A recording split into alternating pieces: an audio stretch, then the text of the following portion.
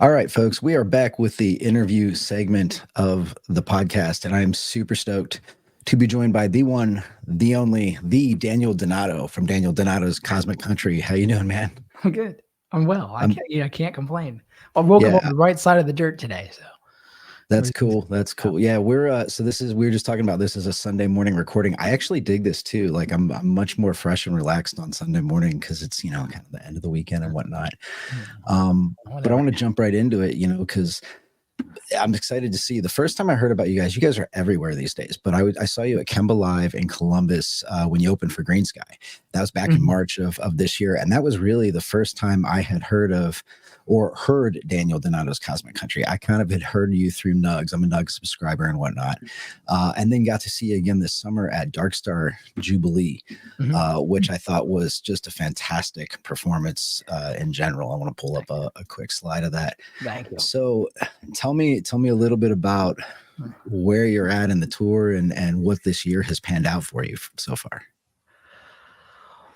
We are 109 shows, I believe, Wow. into 2024's touring calendar. This year's fruits have been manifold, and I'm grateful for every single one. Yeah. What we have coming up for the rest of the year is that we have a week of rehearsals coming up this week. We don't ever get to rehearse really anymore in a concentrated setting because we're always on the road. So we'll get sound check time and things like that. But we're home this week. And so we're going to go to my publisher studio and River House Publishing. We're going to rehearse a bunch of songs. And then we embark on fall tour. Okay. Which also includes our Halloween show that we have in Milwaukee and our high frequency holiday show that we have for 2 nights in Nashville that we do every year. Nice. And nice. I'm also it hasn't been announced yet, but I'm pretty sure it's going to happen. I'm going to be playing some shows with Bill Kreutzmann down in Hawaii.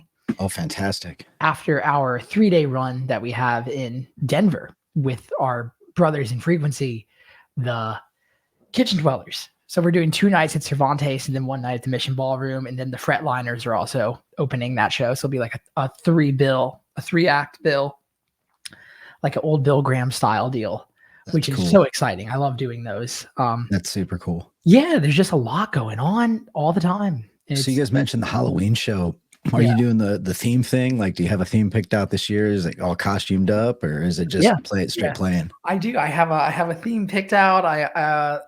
We haven't announced it yet, but it's I love it. I've always loved not in any way that's too over consuming, but I've always loved in a tasteful way bringing in theatrics and intention and concepts into a live show. Yeah. And so Halloween is a great opportunity for us to stretch out on that, and our community can join us in that energy and that intention. And it's a high time. And we do it in Milwaukee every year. Okay. Yeah. Why Milwaukee? Well, just curious. When we first started, one of our first runs that Cosmic Country ever did with the lineup that we're with now was that we opened up for Widespread Panic on the street. Widespread Panic and Buck Williams and Steve Lopez and everyone in their crew was kind enough to let these long-haired kids from Nashville come and set up on the street and play to everybody while their fans were waiting outside the Riverside Theater. And it was the community up there really embraced us. They really loved us, even though we weren't very tight as a band at the time, and we were repeating a lot of songs and that kind of a thing. But our souls were there, and they were able to understand that and relate to us on that. So we've always had a great rapport with the people of that city and the people that come to that city to listen to that music. And so we just love playing there. It's great. And I want to. We're doing it now, but we'll get more sophisticated and more integrated as time linearly goes on. But I love doing residencies. I love setting up shop for 2 or 3 days and doing that kind of a thing. And the Riverside Theater historically is a great destination for that kind of an intention. What is it about that? Can you just find yourself getting like deeper into the flow, like if you're stationed somewhere for a residency like that, or is it harder when you're just changing venue night after night? I think it's a myriad of reasons, to be honest. I certainly know that logistically, it's easier to execute with that. You can get more in depth with the show if you're not worried about moving a whole circus or a carnival, so to say, from town to Yeah, town, you know. yeah, Because that when makes we sense. get to a one night stand somewhere, there really is never a stop. Like even when we go to before the first note is hit, for the first set of the night, our stage manager Jake is in communications with everybody to already start getting gear staged to load it off. Yeah, yeah, So it's kind of an illusion that you're ever really in one spot for more than a couple of hours. yeah, And so there is a nice feeling that happens when you get to have some fun for a couple nights in a place. And I also think most importantly, the main value that I've always had with our community is that our community comes first. right. Because you can't. It's a tale as old as time. You got to treat others the way you want to be treated. It takes a village. All of these seemingly trite but omnipresent and omniscient values that are so true that they inform the actual reality that we participate in. And so the community has always come first for me, because That's cool. without your community, you don't have anything Yeah, on a commercial level, or really even on a spiritual level with music too, aside from yourself, which is perhaps I would is the most important and first source of where the causation and effect does happen, is internally with yourself. But the second it leaves your body, you got to have some other souls and antennas out there receiving what it is that you're putting out. And it certainly doesn't hurt if they love it and they find right. truth, beauty, and goodness in it. It helps compound the intention and the energy into something that is full of potentials. So our fans, I just know they love the idea of a destination and a getaway. Yep. And so do we. So it's a no-brainer. That's Yeah, cool. and we've done it a couple times this year, and we're going to do it a lot more next year. And we're doing it. We have 3 nights in New York for our fall tour, 2 nights in Philadelphia, 3 nights in Charleston, and Nice. 3 nights in Denver. So the residency model is great. That's cool. Yeah, everyone loves it. I love listening to you talk about this stuff. So part of this, the research I do for these shows is I listen to all the other podcasts and interviews you've done. And I was listening to Frasco's podcast, the World Saving Podcast. For anybody who doesn't listen to that, that's also a good show. Don't you love Andy? What a sweetheart, huh? He totally thinks you're an alien, but like he said that multiple times. I think we're the aliens. I think right. Humans. I think the writing on the wall is kind of obvious that we're the alien life force. Right. But he referenced, I mean, like when I hear you talk, and I've heard you on a couple other podcasts too, you just strike me as somebody who's super tuned in and really, really smart. And it looks like you were kind of a straight A student all the way through school, but you didn't do college. And so I just want to know, like, and that's totally awesome, like right into the music career, but like, what do you do? Like, how do you get your information? Are you a reader? Like what piques your interest outside of playing? Love reading. Yeah. I can't really isolate the act of playing from, in a physical sense. They're obviously when the nervous system is playing an instrument that on a material level is, qualitatively different than driving a car and talking with someone that you love on the phone or next to you in the passenger seat with your hand in theirs. But I can't really isolate the part of my mind that is on the stage that is also not on the stage, because I think there's the whole simulation theory and all these things, and I'm kind of weary to apply any worship to any of those theories, because they're kind of devoid of an accountability and a personal relationship with something that is eternally cosmic. But I do love the idea of using the power of your mind to perhaps what would you say, something that approximates engulfing the entire bandwidth of your existence and putting it into a context, so I view the world as a stage, and anything that's happening is harmonious and musical at any given time, or not harmonious, just like intervals between notes. So I functionally did have a college experience, but the writing on the wall when I was in high school was that, in the way that the universities are now, is probably a more distorted state than where they were when I was when I was about to go into college, because I graduated 11 years ago from high school, but I could tell that, I was going to do music, and I was already working at a very professional level with people that were, 10 years older than my dad at that point, and I was getting great gigs, and I was making solid money, and I was working at a high level. So I did have the whole mentor and student relationship when I didn't go to college, quote unquote. So, but I functionally did have a college experience because I was able to gain resume experience by working with bands and artist studios and things like that.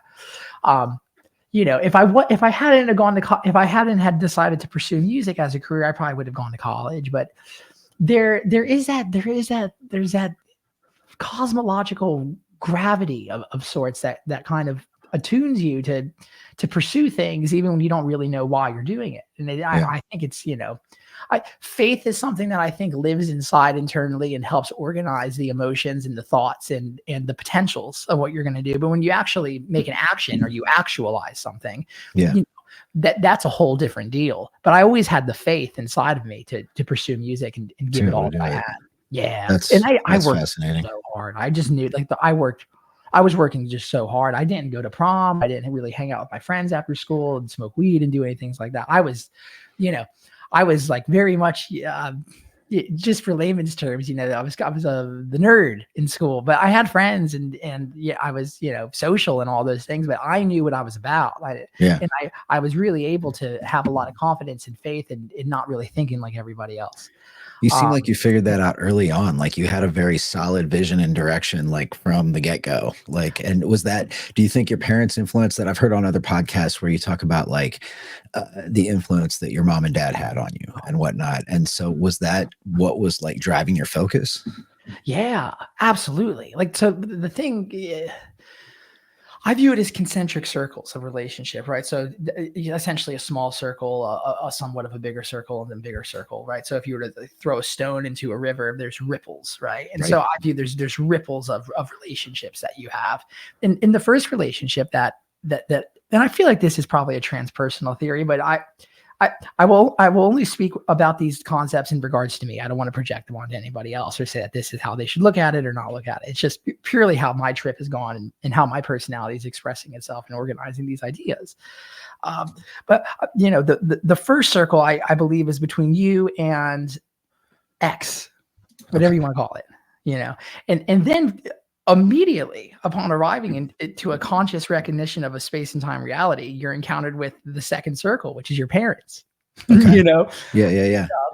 And so my mom and my dad did an astounding job at me being their first child in showing me divine love and trust and faith and values and being able to discern those and be actionable. And they were always giving me opportunities to leverage the strengths of my personality to express itself in the most realized way that it could. And then when music was knocking on the door and I answered, it was very obvious, especially to my dad, that was where I needed to put my nose to the grindstone and the anvil, the hammer to the anvil, more or less. That's the role of dad, right? Like dads are supposed to do that, Oh yeah. And my dad, there was never any, it was only support and it was always honesty, so like, that didn't sound that good. You played in the wrong key on that solo. Right. I was listening. But you need that feedback. You need somebody to tell you like, hey, this is how you can improve. Oh man. And I used to get so mad at him too, when he would be honest. And now that I'm older, and I just have more experience in time and space, I understand that being able to have a golden thread of communication with a person like that, who has that capacity of love for you, is truly invaluable. It triumphs any quantitative currency of money or status or something like that. Something that's interesting that strikes me. So I'm a huge Billy Strings fan, and I think it was Travis Book says you can't have a podcast on music these days without talking about Billy Strings. But like, if you follow the whole me and dad thing and some of the stories that he's put out there, there's that same relationship with his parents, right? And I think arguably there was some turmoil in early childhood, because of situation and whatnot. I think in other interviews I've heard you talk about some of that turmoil too. But I just find that striking that both of you guys, like, you have this thing where you had great parental support that was really like inspiring your creativity and doing that. But neither of you went to college, and yet both of you are still playing at the same level, you know, as some of the folks. I'm a big fan of like Sierra Hall and Molly Tuttle, but all of these guys are, you know, college educated musicians and whatnot. So they went and studied, you know, in certain programs. And yet you guys almost took it to like, not apprenticeship is not the word I'm looking for, but it's almost like you guys are journeymen in music, right? Like it's an interesting comparison. Absolutely. You know, I think the vehicle of music is somewhat material, you know, so it's probably a secondary vehicle to illustrate to whatever person is on said journey that of to reveal to them the primary journey, which is that of a spiritual emergence and a realization and a unity of mind, material, and spirit, and unifying all those in three. Yeah. Yeah. You know what I'm saying? And so it's always been that for me unconsciously. And then as I've gotten older, it becomes more of a conscious. I stumble and humbly have grotesque realizations and postulations of what all this could be and what it's for. But it was always that for me. And so there was always an accountability of I'll just bear, you know, give me the biggest cross to bear and I'll take it and I'll do it. You know, if I got to go busk on the street for 8 hours, I'll do it. You know, I got to go give bands my business card and just, you know, pay them $20 to sit in to play a couple songs in hopes that they might call me. I'll do it, you know, or even, you know, when we first started touring, if we got to fly from Scranton, Pennsylvania to Quincy, California and finish a show at 2 a.m. and then have a set on the Pacific coast at 5:30 the next day, I'll do it. It doesn't matter. Yeah. And I've always had that. And that was something that couldn't be learned or taught. It can only be experienced and realized through your own actions that turn into potentials. It was just something that, thank God, was always alive in me and still is, you know. And you read about it too with other artists. You read about it, you know, Bruce Springsteen's book and with Buck Owens too, and Merle Haggard, and it's, you know, some people I think that's where their trip is kind of predestined to go. And I love Billy Strings. I really do. I think you know, there'll be kids, you know, it'll probably be like Jerry Garcia, like, you know, when he's dead, there'll be kids that are still following Billy. Yeah. Yeah. Well, he's going to be a dad too now, which is awesome. Like, that's amazing. Yeah. I love him. You can tell that he gives credit to where credit is due.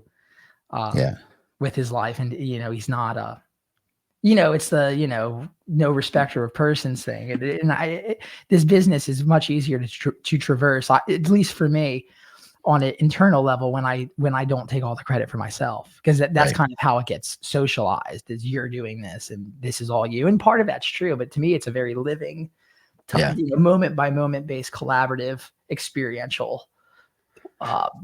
So it's Daniel Donato's Cosmic Country, but you have 3 other band members, and I do want to talk about your bandmates, because you also use the term brothers in frequency, and I get when you talk about your bandmates, especially when I heard him on Andy's podcast, you guys kind of share that like I feel that from the String Dusters too, where it's a business, they all work together, they're trying to make a career out of this, but they all are really brothers. So is that the way it is with you guys? And tell me about them. Tell me about Will, Nathan, and Will.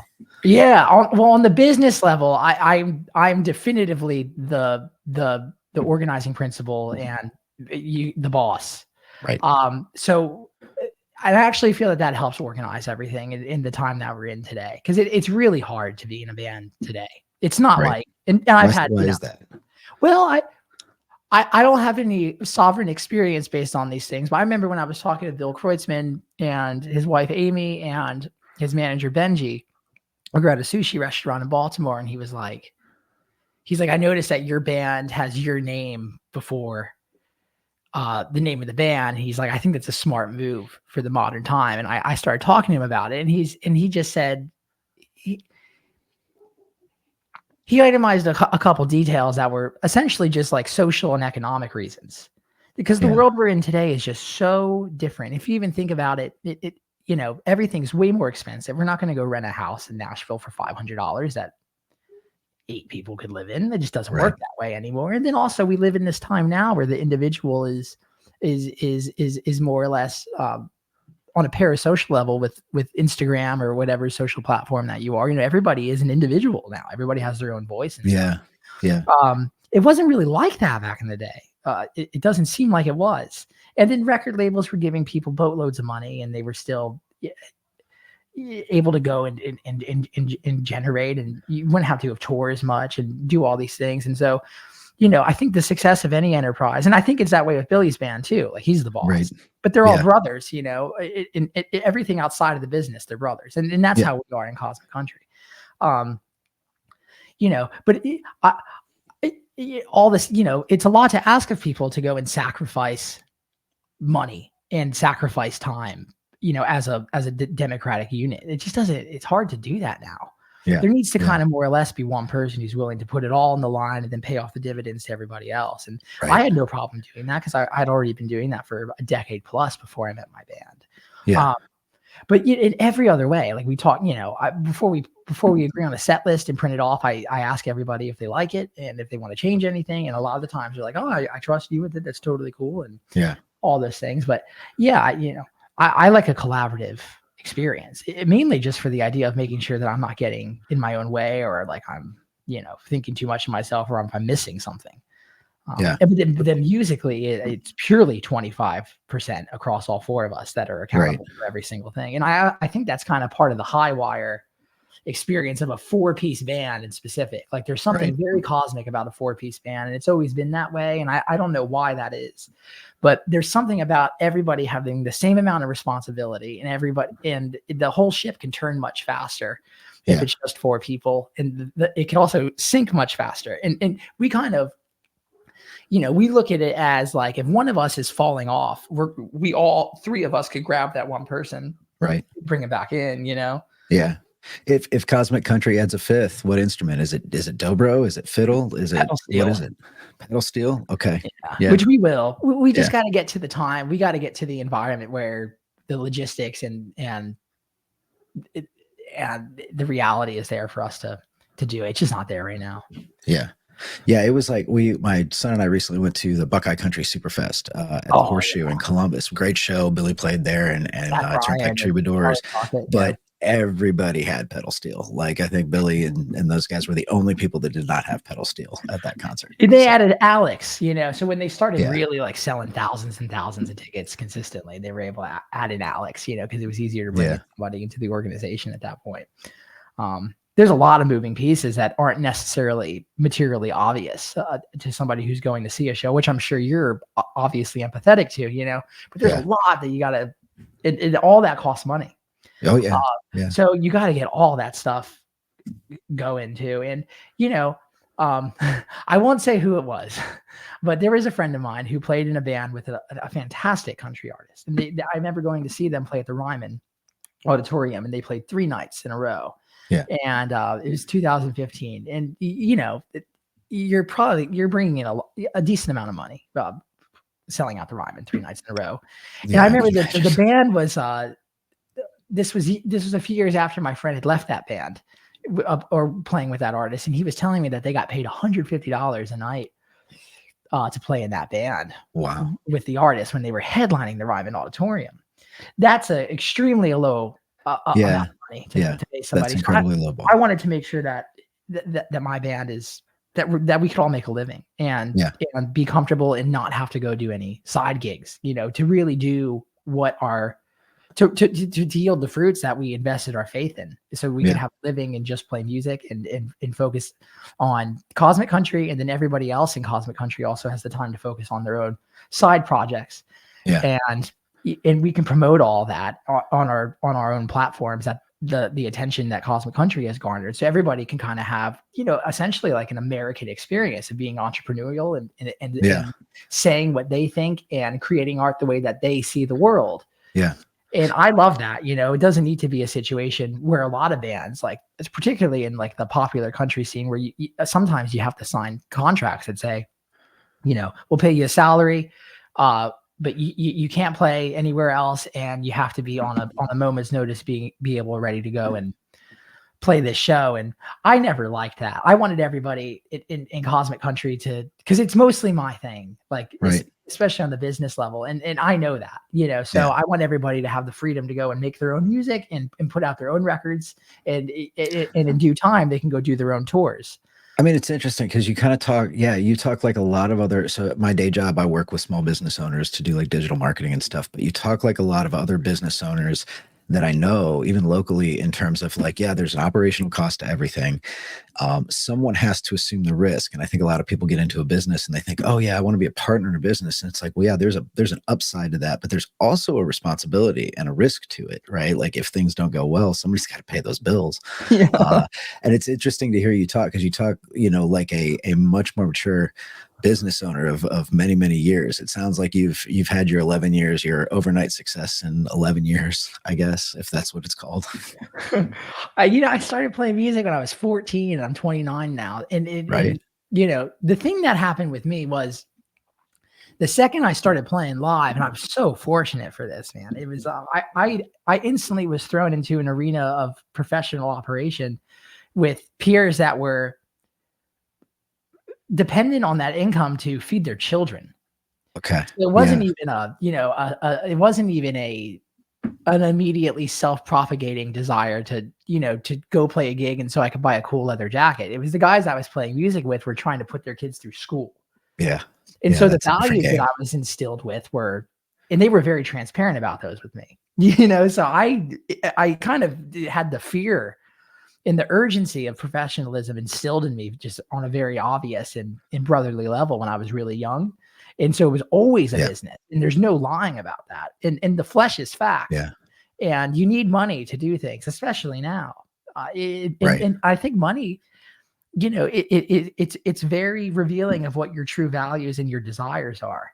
Basically everything that I make outside of Cosmic Country, or within Cosmic Country that doesn't pay for my immediate necessities of life, I reinvest directly back into it. Right. And I love that. And I also like the band not having that same weight upon them. Yeah. I think it makes it much more of an enduring situation for everybody. Yeah. It's interesting too that you mentioned it too. I'm in a peer group, and the guy who facilitates the peer group says the same thing of like, you really know what you're about where you put your time and your money, right? Yeah. If those are your values, right? And it sounds like you understand exactly what that is for you. And that's powerful. Yeah. Right? Yeah, man. I think it is. Yeah. To me, values, I mean, values are very different. Values are more concerned with, I think with truths, and truths are very different than facts, So I've always been concerned about that. And a lot of the, when I started developing my own voice in Nashville and I was discovering what I was about, it was kind of a weird situation for me because not a lot of people knew what to do with me really. Okay. So I just had to basically, head west and go find the gold out there and find people who are willing to get into the boat with me and figure it out. And I'm just so thankful for my band. Everybody on stage is musically at such a high level in terms of their performance and their imagination and their willingness to say what they want to say. So, I wanted everybody to have the equity to feel that they could say what they want to say. I had a lot of gigs when I was in the quote unquote hired gun domain of like, the tour manager or the band leader sends you the songs prior to the rehearsal and you got to learn it note for note as it was on the record. And if you have any ideas, you could talk about them at lunch with somebody who's not the lead singer and they'll never come into fruition. Right. And that's not how it is with Cosmic Country. When we bring songs to the table, any one of us, and I bring a lot of the songs, I bring songs that are just mostly there. And then things can get tweaked. And so everybody's personality can come alive into the performance. So they feel, so it truly is a collaborative writing and composing process. Yeah. I want to get into more about this Cosmic Country concept. So like, I think, again, great interview Inside the Musician's Brain with Chris Pandolfi. That was episode 40 if anybody wants to go check that out, but that's an Osiris Media podcast and they do a great job. But you talk a lot about your influences and the sound and everything there. And I think he does a great version of that. What's interesting to me is when I was at the Green Sky concert that you guys opened up, or no, I'm sorry, this was maybe it was that one, but Anders Beck gets out and says, He's bringing you on stage to sit in. He said something like Green Sky Bluegrass is basically our own brand of bluegrass, right? Like we take bluegrass and do something different with it. And that's exactly like what Daniel's doing with cosmic country. And so it's become this brand of country, but I want to dig into the words here. So country music, as defined by Merriam-Webster, is music derived from or imitating the folk style of Southern US or Western cowboy, especially popular vocal characterized by simple harmonies, accompaniment by stringed instruments, fiddles, banjo, pedal steel, repeated choruses, and narrative lyrics. Right. The idea of cosmic is of or relating to the cosmos, the extraterrestrial vastness, or the universe in contrast to the earth alone, so such as like cosmic radiation, or of relating to or concerned with abstract spiritual or metaphysical ideas.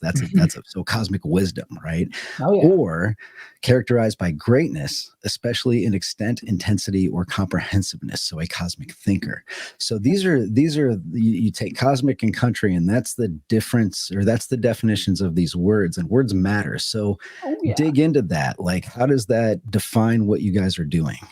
Well, I mean, words are definitely, you know, in terms of at least how humans are able to organize reality. It says it in Genesis, basically, is that words are the basically the fundamental building block in which that your reality is imposed upon.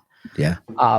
I was always wondering what kind of country music it was that I was making. You know, I loved country music. When I was 14 and I discovered it, I instantly found a home and a potential within my own taste and reflex compositionally in very old country music, like Bakersfield country, Merle Haggard, Buck Owens. Yeah. Old Southern country like Hank Williams and Hank Garland and Western swing with Bob Wills and Ernest Tubb and then Western cowboy music like Tex Ritter, Sons of the Pioneers, Marty Robbins. And all that was just through my time that I spent at Robert's Western World. The perhaps one of the most cosmic establishments, in my opinion, that I've ever experienced in my life, both musically and on values. But I think what the thing about country is what you just said, the word simple.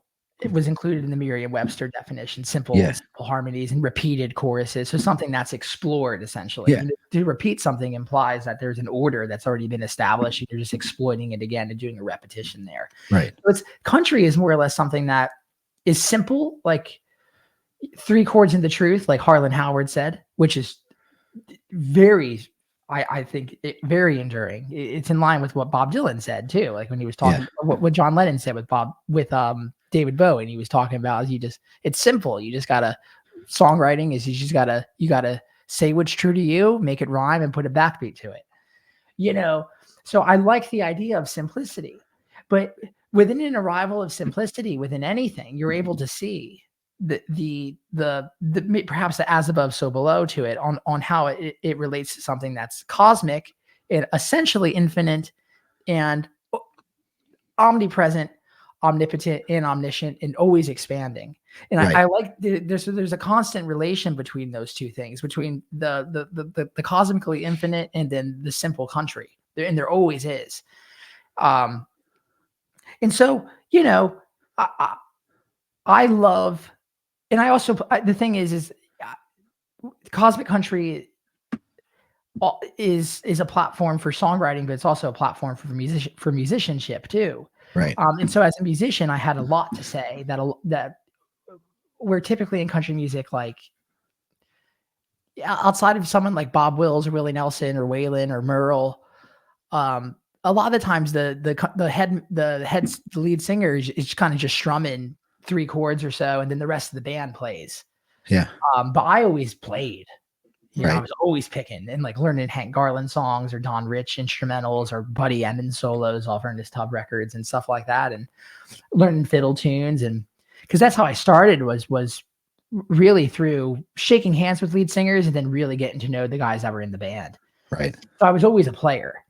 And so I wanted whatever project that I was going to be creating, putting my name on, to have a lot of bandwidth for musical dialogue and exploration. And so I feel like that's where a lot of the cosmic values come in, because essentially when you start talking about anything that's cosmic, you get into something that is, in between the spiritual domain and the material domain, which is what metaphysics is always trying to unify and provide hypotheses for. Is how do these two seemingly different things, where is their middle ground?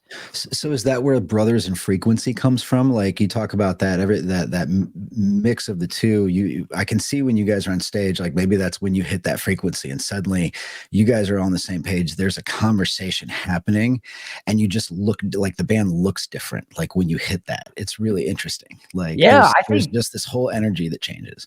So that's one of the things that I've always been interested in,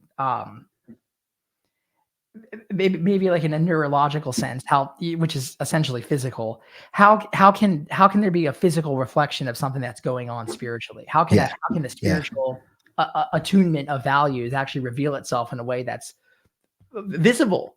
In that same desire that's latent within my psyche is the same desire that it's very ancestral desire of humans wanting to see miracles happen. We want to see something. We want proof of something.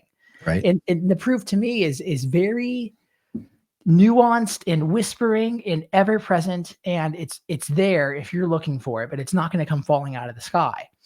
You're going to have to find it. And I love that. And so the brothers in frequency thing is,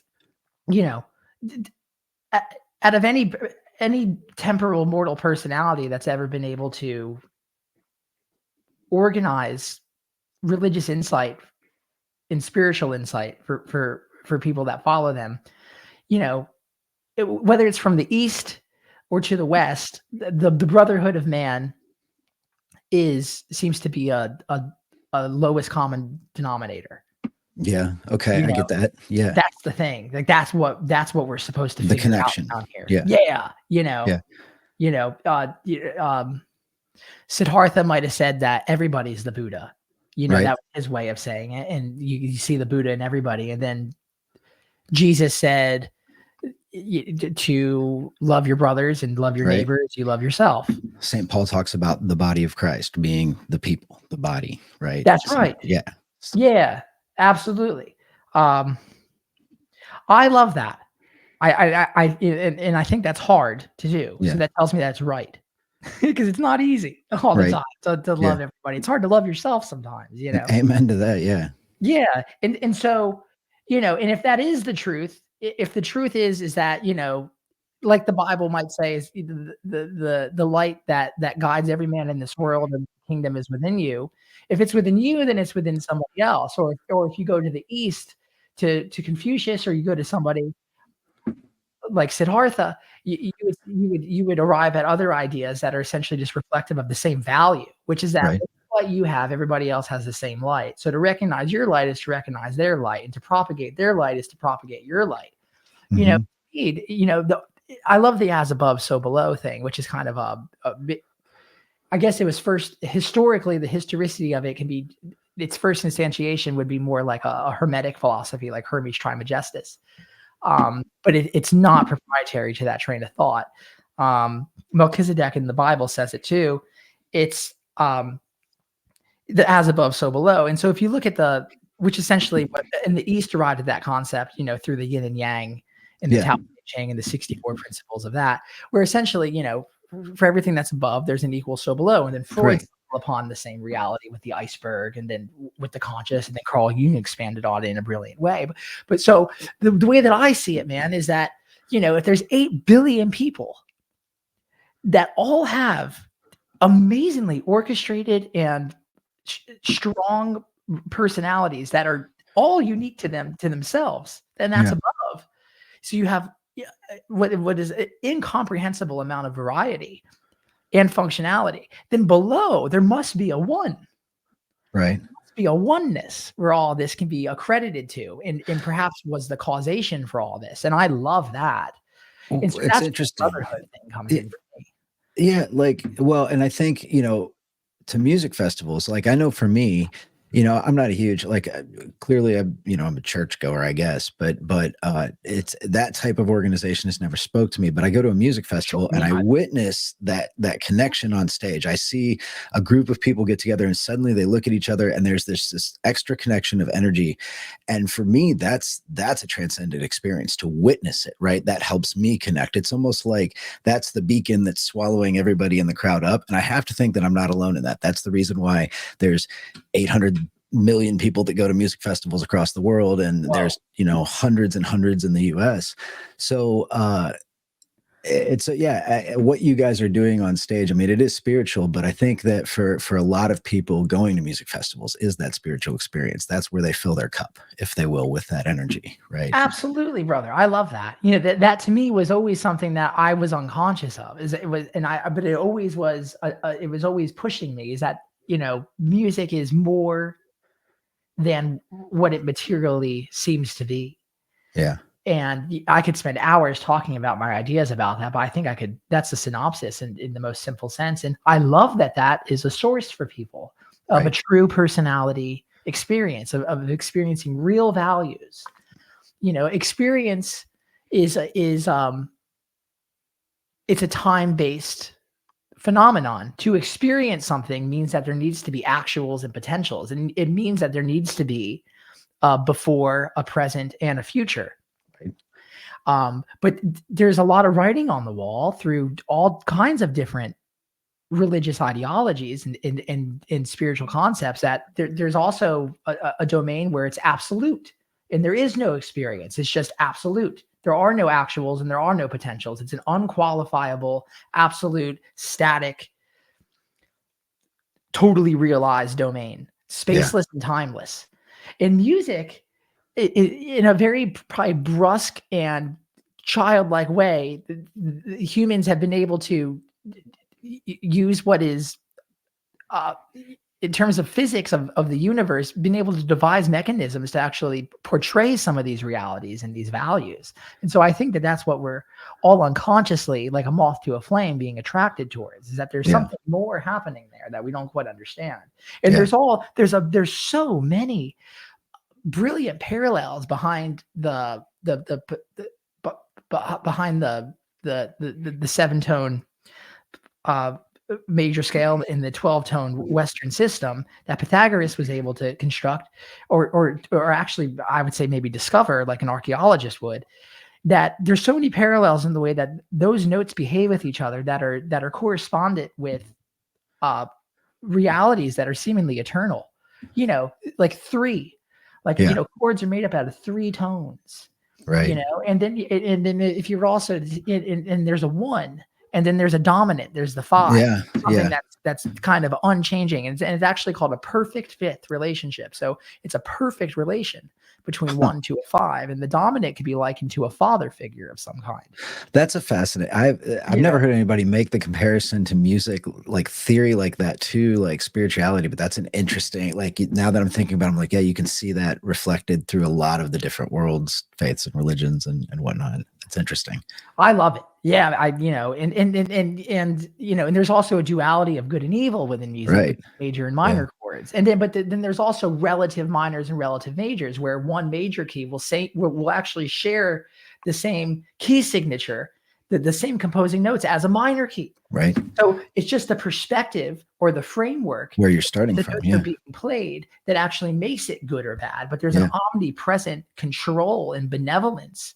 That organizes all of those, and it's just like, and if you ever read, about any, Joseph Campbell's theories on, the hero with 1,000 faces and the hero's journey, and how there's parallels between, Mithras and Jesus's life, or Hercules' life, someone that's a Disney or a Pixar asset in terms of intellectual property. There's still same transpersonal values, and the same thing happens within a chord structure. So there's this brilliant thing that could happen within chords, where you can start, this is a common chord progression that's in a lot of pop songs. You could have,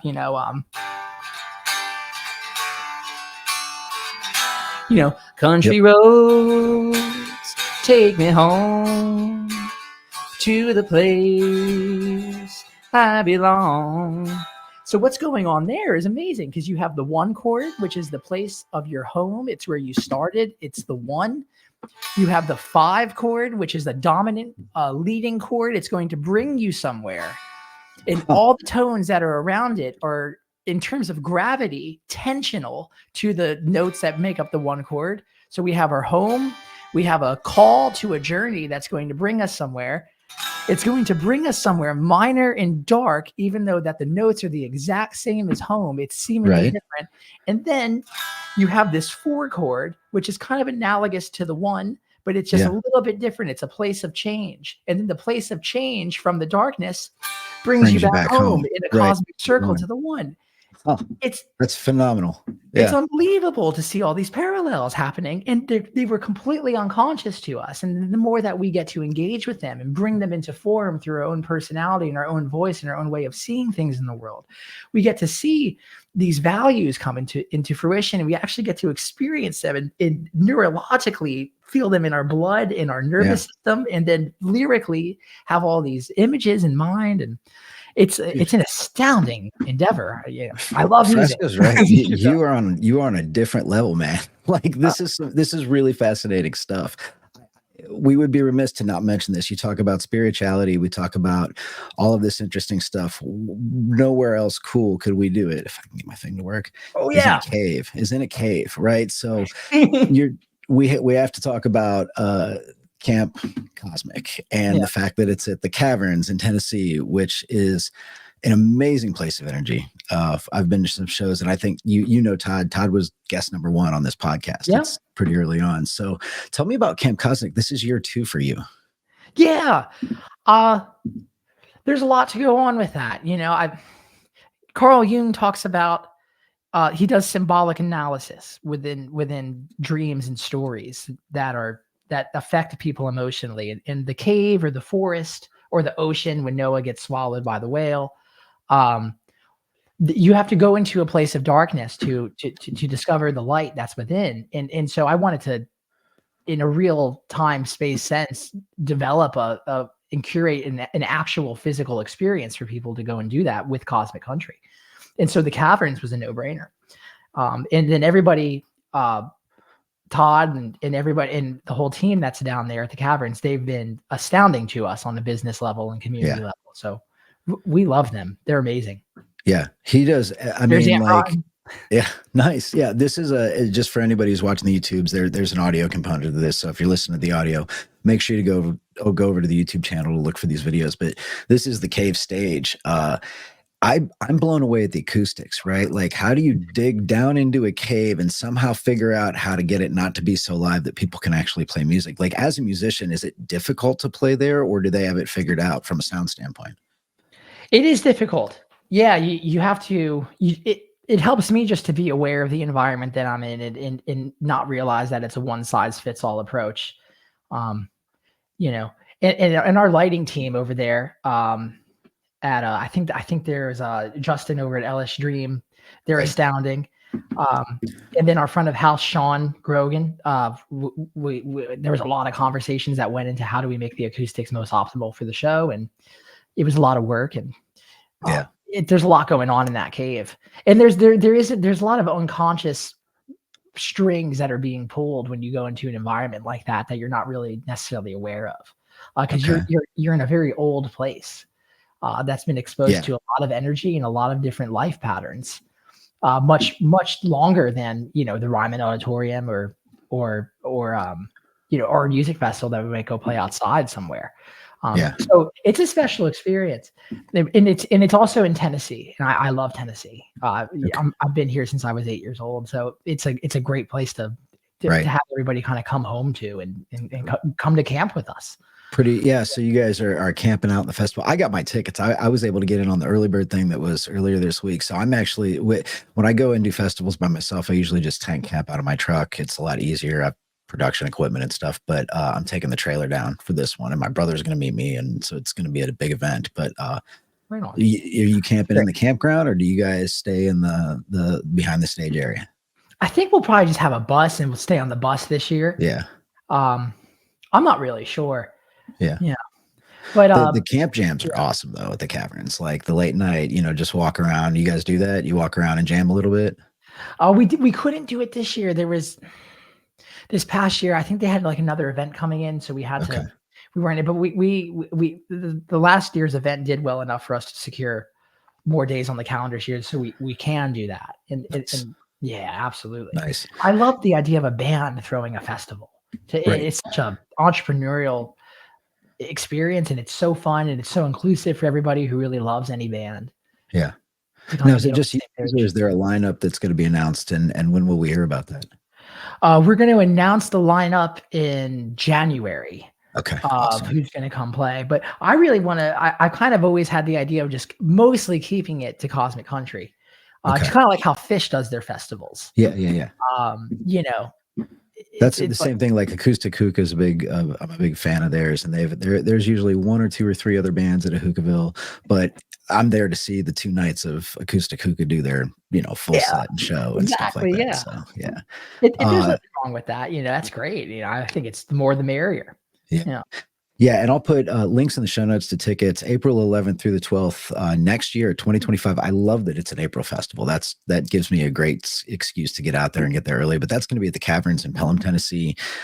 Super excited to see that, and also hats off to Todd Mayo for just an incredible vision around building one of the coolest concert venues in the country. It really is. Todd Mayo is doing an astounding thing with the Caverns and his team down there. Excuse me. It was something that I hear from my agents and my managers that there was a day where people that owned venues and promoted at venues, that was their sole source of income. And so there was a lot of character and values that were instilled in everybody that worked there. Everybody has to wants to treat everybody well, and everybody wants the show to go really well, because there's not a lot of transactional bandwidth going on with a portfolio of 20 venues or something like that. And Todd has that going on. Everyone at the Caverns is great. And we love playing there. It's fantastic. Yeah. And so the one year we did, we always try to do Cave Fest. I do want to give hats off to the food vendors that come. So he sources all the local food. And it's fantastic. If you're going to the Caverns, definitely, hit the food trucks, try to eat locally, because they do a nice job with that. And the merch, I have a first year I was there, I got a Caverns sweatshirt. You've seen the black tie-dye Caverns sweatshirts and whatnot. Most comfortable sweatshirt I've ever had. Like, I think I already wore holes in it because I wear it all the time. So shout out to the folks down there for doing a great job. Also, I want to share this too. Hopefully this isn't bugging you. The stage. There we go.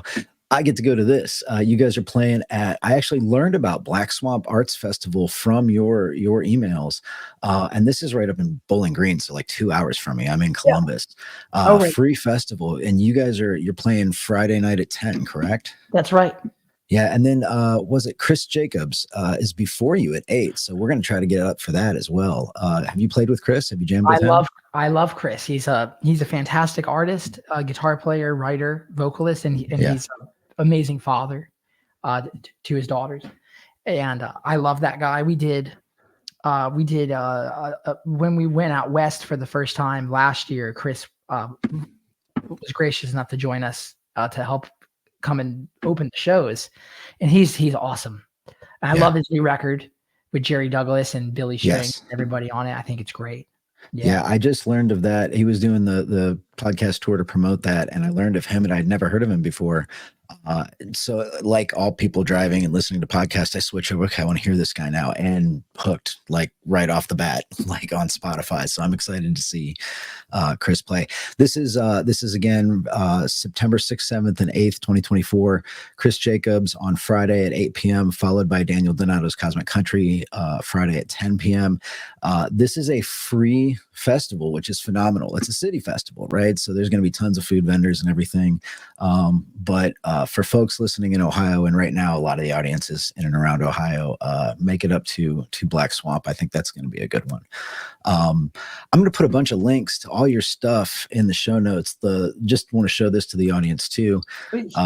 This is I love people when they do Linktree, or what are you guys using on this? It's not Linktree, it's Key. Key. Yeah, these are so helpful just for everything. I'll put a link to this, but out of this, what's the stuff you point people to? Where do they get to know Cosmic Country and get to know more about you? Oh, our shows. It all Yeah. comes down to the living experience of music. Right. The merch is cool and all, and I love that. That's more of a symbolic gesture that people can do to express their love for our community and all that. But if you want to come to know what I'm about and what we're doing with Cosmic Country, definitely join the Cosmic Country Club. That's the email list. And Yep. as our shows sell out in advance and all these events get announced, we keep everybody that's within the club most updated fast. Yeah. And then our tour dates as you're going through, and there's a lot of them. Yeah. So, You guys are like I said, like, I'm not joking. You guys are everywhere. I'm seeing you you personally sitting in with everybody. It's got to be a lot of fun. It's got to be wild. oh yeah, it's great. It's amazing. It's kind of just like carrying on the tradition of the way it is in Nashville here. And we get to do the Opry here on August 24th, which is amazing. That's awesome. Yeah, that's its own thing onto itself. And we get to go back to some great venues that we've been before, like XL Live and Hi-Fi and Indie and all that. And that's awesome. Yeah, I'm very grateful, man. I'm just trying to, as much as I'm receiving, I'm just trying to, as much as you freely receive, you freely give. And I'm just trying to give as much as I can. Nice. And figure out what that is. Can't move in without mentioning the album that's out now too. So Reflector's out. I'm going to put, there was a great interview on a Nashville news station that you did. I'm going to let that speak for itself, and I'll link to that in the show notes. But this is a big album for you, right? Like, there's a lot of songs on here. How long did it take you to get all this together? The way I look at it is anything I put out took my whole life. That's a good answer. Yeah. It really did, because I can't separate any of those moments from the others really. But but on a quantitative sense, we went in with our producer Vance Powell, who we're going to do our next record with, and hopefully many other projects with. And I think it took us 3 weeks. I think it took like 18 days or something to cut 15 songs. And then I like the idea of big albums. And I think that's kind of the writing on the wall with the modern day streaming environment that we find ourselves in. Like, artists are putting out albums less frequently, and they put out a lot of songs when they do. Yeah. And I like that. It gives everybody a lot to chew on and to listen to for a while. And we're touring so much. So whenever we get the time to actually get into the studio for a couple of weeks, we got to really make sure that it's worth it. And so we got to put out a lot of songs when we do it. Yeah. I love this. I really love this record. You guys get this. So then, like, once this is out, are you guys, we've played all these songs at shows, we've iterated on them, then we go to the studio? Or is it like, let's go to the studio, here's a concept, and now we're going to go on tour and iterate on that, and then maybe come back and change it at some point? How do you guys approach it? It's always changing. Yeah. It's even when the synopsis on the temporal human collaborative partner, such as myself or anybody who writes a song, thinks that it's done, there's somebody on the other side of the door that's kind of invisible. Like, it ain't done yet, you know? So that's fine too. That's why I look at it as living music. It's more than live. Like, it's present tense. It's happening. It's living. And so it's never done. As long as, as we're living, it's going to be living and therefore changing, because we're in a whole domain of reality that is constant and finite and kinetic and changing. But with Reflector, all the songs were played live many times. And with the next record, it's going to be like half and half. Like, some songs have never been played live before, and then the fans will hear them for the first time. And I kind of like that. That's amazing. Yeah. I'm excited to see you guys play these songs. I'm excited to get out there and get to Camp Cosmic. That's going to be phenomenal. I don't say I always wrap it up, but I'm trying to wrap up these shows with interesting random questions. So if you're willing to play some game, 5 random questions. I love it. It's a fantastic podcast. You run it really well. It's great. Thank you. I appreciate that. It's brand new. What'd you have for breakfast this morning? I'm curious. I don't do breakfast when I'm at home. Okay. I just do espresso. I kind of eat one meal a day when I'm at home. Okay, that's fair. Yeah. Is it a fasting regime, or just because you get busy? It's a fasting. I like to fast. It feels good on my body. Yeah. I've done that too. I do, I'll go through like a month or two where I'll take some fasting time, and it always does tend to clean things up. If you were to design a Cosmic Country, I like tattoos. You can see tattoos everywhere. Yeah, hell yeah. If you were to design the Cosmic Country tattoo, what is it? What would it be? What's the ideal Cosmic Country tattoo? Oh my God. Something with 3. Something with 3 in it. 3 is the most cosmic. Okay. Yeah. Something about, I'd have to think about that. Something with 3 though. I could totally see Daniel Donato's Cosmic Country doing a remake of 3 is the Magic Number someday from Schoolhouse Rocks, right? I think the last person to do that was Blind Melon, years ago. Yeah. Dogs or cats? Which is a better fit for you and why? Dogs. Dogs. Do you have one? Dogs. Yeah. Dogs historically. Well, just in You terms probably of can't my have one life. now. Yeah. What's that? You probably can't have one now. You've probably gone too much. My girlfriend and I are talking about getting one. Okay. It's hard though. It's hard. Yeah. I would love a greyhound. I'd love a retired racing greyhound. Oh, nice. Yeah. That's cool. That's awesome. I'm a dog person. He's not back there, but I got a shepherd running around somewhere. Oh, I love dogs. It's just historically, just the way the whole domain of dogs on an evolutionary level, they do well with a leader. Yeah. And having a center of the world. And so, you can kind of domesticate them in a way that's really sophisticated. And with cats, I've always found that it's more of like a mutual contractual agreement where cats don't really need you at all to survive. And they're just kind of like deciding to stick around. Yeah. Some people in my band have cats. Actually, everyone in the band has cats. And everybody thinks I hate their cats, but I don't. I just love dogs way more than cats. And I also love cats. But I like both, but I'm more towards dogs. You too. You've mentioned things that make me think that you I know you're a very spiritual person. Meditation, prayer, both or neither, and why? Oh yeah. Well, there's certain, I pray to things and then I worship things and then I meditate on things as well. And in terms of a trinity of some kind, I think you can delegate all 3 of those actions to different parts of that entity. Yeah. So I worship one part, I pray to another, and then I meditate, or at least attempt to. It's an interesting way to break it up again. There's that 3 again. Yeah, it's a very I find it's a very functional way of embracing, perhaps experiencing what is divine on some level, at least attempting to.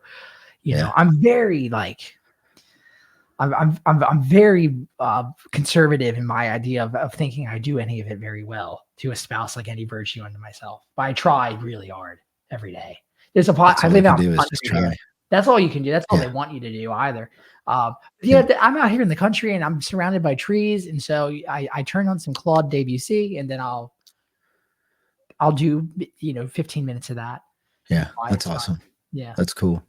And finally, what are you doing after we chat? What's the rest of your day look like? Oh man. My father and I are going to get to go see my friend Joe Bonamassa play at the Ryman. And awesome. Joe has always been a great brother to me in giving me advice and being an honest sounding board on the trials and tribulations I've been going through in my whole career.